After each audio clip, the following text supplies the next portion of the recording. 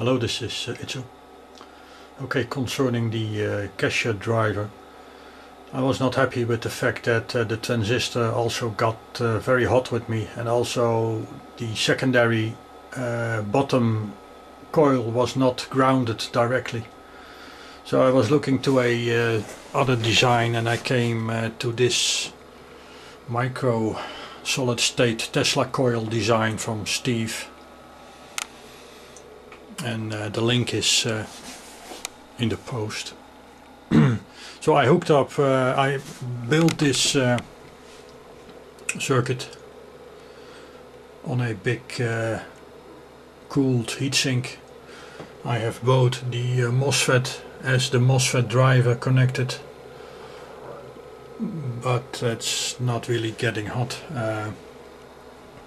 I used one of my coils I had with a top load, which is similar as the antenna in the Ruslan setup, I guess.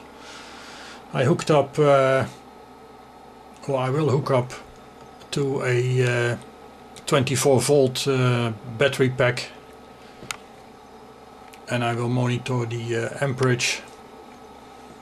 I have a probe laying around, and we will do some temperature measurements. Okay, let me hook up the 24 volts. Oops, nice sparks. 24 volt, we have something like 800 milliamps at the moment. Blower is running.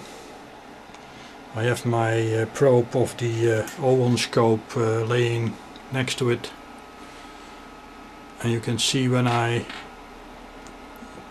show it that the same way, that from the bottom to the top the amplitude builds up. So it's a quarter wave, I guess, which is expected with the bottom grounded. Single is nice sine wave. This coil resonates around 1 megahertz. We have 60 volts or something, but it's also quite powerful. I can put some sparks there. Let me put out the light here.